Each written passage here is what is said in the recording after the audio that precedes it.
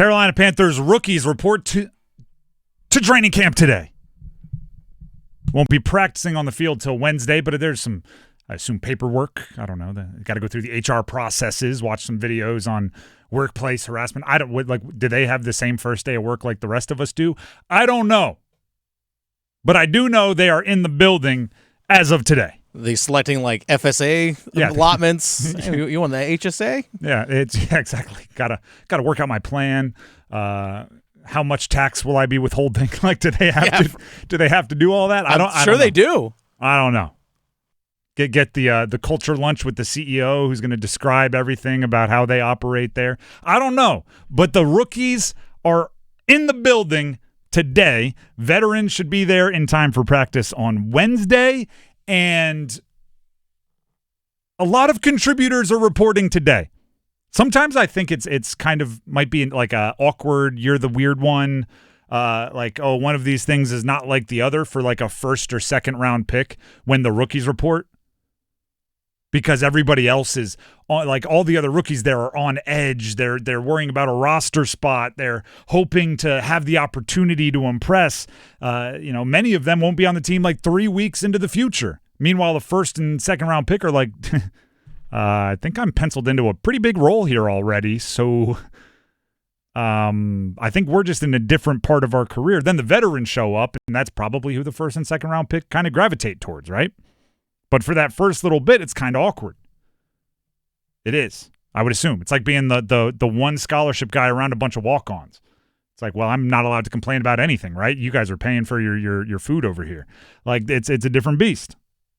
That's not the case for the Panthers. I think Tepper McMillan walks in and is like, I'm going to have play a pretty big role in transforming this offense. And Nick Scorton and Princely Umanmielen are like, yeah, you know what? I think we have to have pretty big roles in helping get this pass rush going, which is going to really help the defense.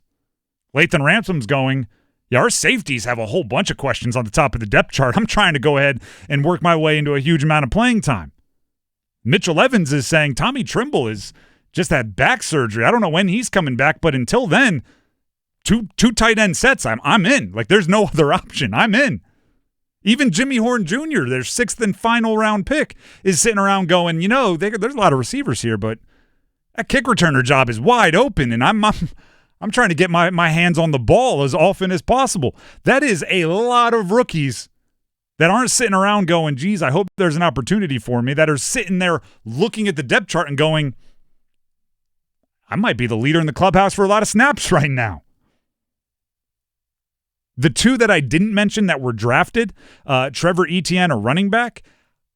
I mean, Chuba Hubbard and Rico Dowdle are pretty locked in ahead of him on the depth chart, but there might be a change of pace role every now and then, maybe a pass-catching role. The one thing Chuba Hubbard really doesn't do great is catch passes and be a bigger part of the pass game, so maybe Etienne's even thinking that. And Cam Jackson, a gargantuan human at defensive tackle, that's obviously just the Panthers can't resist adding more gigantic humans to their defensive front. I don't know how much he'll play into the rotation, but I've seen them rotate quite a few through the defensive front. So he's even not exactly just resigned to like hoping to make the team. He's probably pretty confident. There are, I would say, very few coaches in the history of football. I don't want to say zero because I haven't talked to them all. But if I had to wager whatever number you want to give me, I'm taking the under. There have been very few coaches in the NFL in history that have said, I can't wait to depend on all those rookies. We're going to try to win games. I'm so glad we have so many rookies in the two deep. The best thing about rookies, they turn into second-year players. You just got to give them time. Like this is not ideal, but I do think the Panthers knew this was the case when they drafted him, because that does change the way you kind of evaluate players. If we don't have any time to let this guy marinate. We can't put him in the oven, on a low temperature for a long time. We need microwave guys. They got to be ready to play week one. Dennis, I know you were talking about an article from Mike Kay with the Charlotte Observer, talking about Nick Scorton, the second rounder. Mm-hmm. And something you said, we were just talking about it literally a couple minutes ago in the office. stuck out to me. The outside linebackers coach for the Panthers? Yes. Was complimenting Nick Scorton for his mental acuity, right? His ability to pick things up quickly and knowledge of the game and football IQ and those types of things. Paraphrasing, but that's what I took away out of it. Am I missing something there? No, I think you're pretty spot on. And just as well as Scorton's ability to be able to play multiple positions, maybe you can line up outside of a tackle or outside of a tight end, do some different things, and just working on some of those smaller, finer details because he has all the raw ability. Now I just got to tune things up, now, lack of a better term.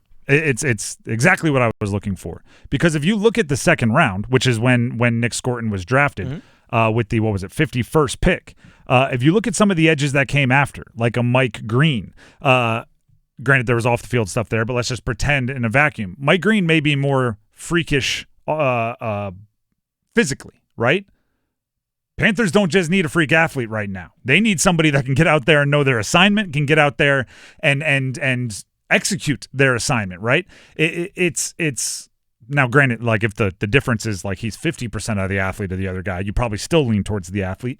But if it's close, even if you have one guy a couple percentage points higher, you'd go, no, we need somebody that can play right now. We need somebody that doesn't need to figure it out. Princely Umanmielen has talked about it. He's their third-round pick, an edge rusher. He's an edge rusher extraordinaire. Right, that he's talked about how he doesn't think anybody can stop him, and he's a very confident individual. And how in college he didn't even have to break out all of his pass rush moves because it was so easy to just win with the speed rush every time. That's his words, paraphrased, but that's his sentiment, not mine. Well, if you're looking for somebody to come in on third downs and rush the passer, okay, we don't have to get that guy in here and teach him how to do it. He's pretty confident in his ability.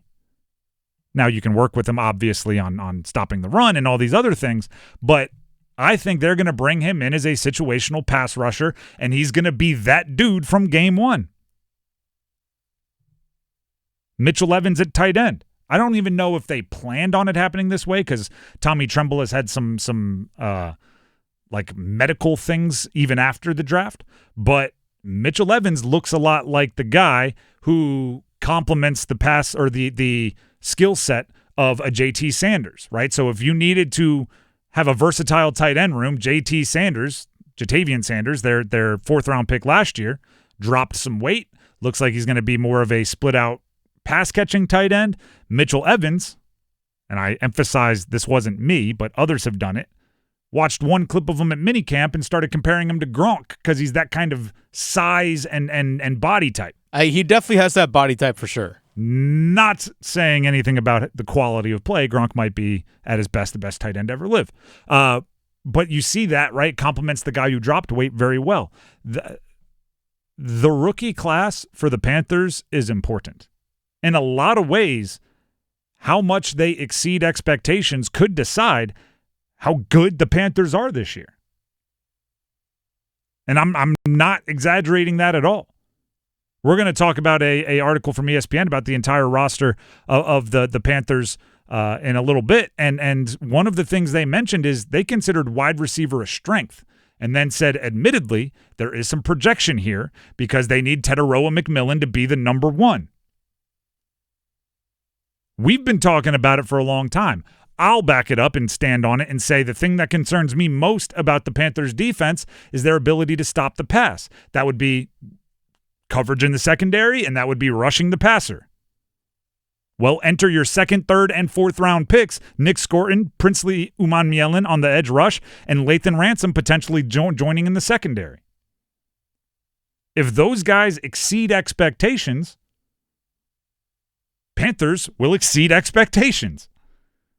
If those guys look like rookies more often than they look like vets, which would be understandable considering they are rookies, Panthers could be in for another season where there's a lot of like, yeah, but what if we were close in that one?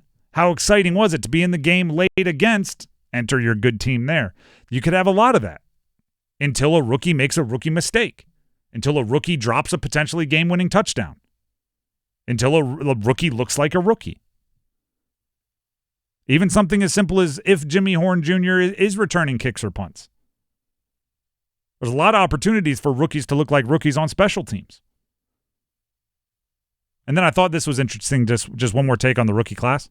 Kobe Hudson, who's one of my undrafted free agents to watch, wide receiver, and Ethan Garbers, who's a depth quarterback, were both on the Minnesotan retreat we talked about last week, where they all got together in Adam Thielen's neck of the woods, quarterbacks, wide receivers, tight end or two.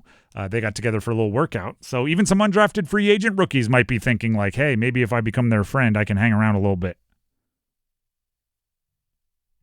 I think there's some teams out there that are excited to draft projects and let them marinate on the bench and maybe get in a little bit. The Panthers are going, no. You're in there. And they know they are too.